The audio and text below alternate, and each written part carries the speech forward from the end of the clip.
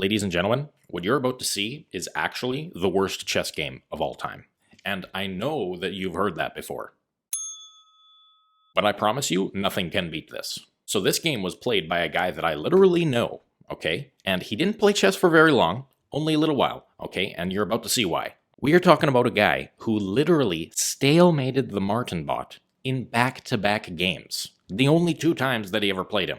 Okay, let's take a look quickly. First time he played him, the black pieces. Okay, he makes a bunch of moves, and yeah, he's still learning, okay? But he takes all of Martin's pieces, and yeah, it's Martin, so that's just the way it is. He takes all of his pieces, makes a bunch of queens, okay? And just, boom, okay? Now that was the first one. Second time, he's got the white pieces against Martin, and same thing. Takes all of his pieces, so he knows how to do that. Okay, not so bad. Just makes a bunch of queens, and it's over. It's just boom. I mean, he literally was more likely to checkmate him by accident than to stalemate him 2 times in a row. That's statistically improbable. But those aren't the games that I'm about to show you. Now, in his short chess career, he did play a few real people, actually. Now, the game that I'm about to show you is a game that took place against another human being, okay? And our protagonist, my buddy, has the black pieces, okay? And he's playing against this guy with white. White plays e4. Classic. Can't go wrong. Nothing to it, okay? Now our guy, he plays f6, which is definitely bad, and we know that. But let's just hold on. White has his own plan, I assume, okay? Now black, he plays this. He legit played g5. I kid you not, okay? Which is literally the worst move that you could possibly play in the shortest amount of time. Literally just gets checkmated in 2 moves. It couldn't be worse. And white, of course, goes here, which is the funniest move that you could possibly play in this position. And it's interesting because it shows you that, white knew that the queen could go in that little direction. Right? And the queen has 2 open diagonals to go down. He could go left, straight up, end in the game immediately. Just checkmate in 1. Simple as that. Or he could go right, here, and basically accomplish nothing. But he chooses that one. Okay, well anyway, we move on. Black pushes a pawn, classic. White goes here, which is an interesting move to me because I can only assume that they were deciding to, double attack this d pawn. Which is kind of a bad game plan because, first of all, it could just be blocked. It could just be blocked like that. And also, this d-pawn is literally the only piece on the board that's protected the most amount of times. It's protected 1, 2, 3, 4. 4 times. So that's obviously not a good game plan. Now our guy actually plays the best move, believe it or not. Now, surely he did not know it was the best move. I don't know why it's the best move. But it is, and that's the only time in the game that this does happen. Okay, now white also plays the best move, expanding with their pawns. You can't hate it. Okay, black is doing his own thing. White develops a knight, black develops a knight as well. Okay, not so bad. Now, white plays g4 here, and I guess they were just like, you know what? This g-pawn is disgusting me, and I would rather that you have it. So he takes. Perfectly fine. Very good. Okay. White recognizes that his knight was under attack and moves it away.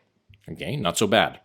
Now black goes here, and I actually really like this move because you could say that the queen is actually the most active from the h7 square. He has access over all of these squares right here. These squares are open. He can go there, there, and there. So you could say that it's a good move. Now white castles just directly into checkmate. It's just straight up checkmate in 1. There's no 2 ways about it. He willingly opened the H file for black and then castled right into their attack. Now black doesn't see it, of course. Now he could have gone up, only 5 squares and checkmated. But he only goes up 1. So you know what? He's still learning. Anyway, I think he might have been worried about this pawn. So he's like, you know what? I'm going to protect this pawn because it's kind of weak. Okay. Oh well. What are you going to do? Doesn't see checkmate. Now, White, again, decides, you know what? I'm going to get rid of this pawn in front of my king. And I think that he must have been thinking, you know what? If I have no pawns around my king, then my king will have more squares to go to, right? I mean, I don't know. Anyway. Okay, black takes. Perfectly natural. White still misses checkmate in 1. Oh yeah, and also, by move 9, it had been checkmate in 1 for both pieces, somehow. Which I honestly don't know if that's actually mathematically possible to do in a shorter amount of moves. But that's these guys' reality, okay? So we go on. This is played. White develops a knight. Can't hate it, you know? Still checkmate in 1 is on the board. Totally that's a thing. But neither guys are seeing it. That's all right. White takes this pawn. Now, allows a checkmate in 6 somehow. But you know what? Grandmasters miss checkmate in 6. So you can't blame these guys, all right? Black doesn't go for it. Develops his knight. Can't hate it. So, like, if checkmate wasn't on the board, you know, knight e7 wouldn't be a bad move, I don't think, you know? So what's wrong with that? White goes here, developing a knight, and, you know, putting a lot of pressure on black's king side. Black pushes the pawn, and of course, allows checkmate. So it's checkmate again for white. It's checkmate with bishop takes this pawn, you know, and if you take with this bishop, then just queen takes his checkmate, okay? And after bishop takes, if you just go here, then knight here is checkmate. It's just that simple. But you know what? These guys aren't there yet, okay? So you can't hate them. They keep going. And white, instead of attacking further, decides, you know what? I've got no pawns around my king except this last one, so I'm just going to get rid of it. I'm just going to get rid of the last one. And I also like to think that, you know what? White thought, I want to get rid of this pawn, but I don't want black to take it with his g-pawn. So I'm going to move it 2 squares up ahead so that black never has a chance to recapture. Because I guarantee you that neither of these guys know that, you know, that en passant is a thing. Neither of them know that for sure. Black takes. Yes, still allowing this checkmate. But hey, they didn't see it the first couple times. They're not going to see it again. So I like that move. Of course, it blunders checkmate, but I like it still, you know. Okay. Now white here. Now white, okay, yeah, that's right. White plays what would be a brilliant move, all right? Totally forking the rook and the queen. But black has a knight there, so he blunders that material completely. That's the way it goes. And white here plays... It's checkmate in 1 again. Okay, guys, it's checkmate in 1 all over again for black. Straight up. Now, if white's objective was to get checkmated as fast as they possibly could in the shortest amount of moves, they would have 2 moves. They would have rook here, rook to f1, or bishop to f1, allowing queen h2 checkmate. White chooses rook to f1, okay, naturally. And black is straight up 2 squares away from the checkmating square. He's so close. You know, before he was 5 squares away.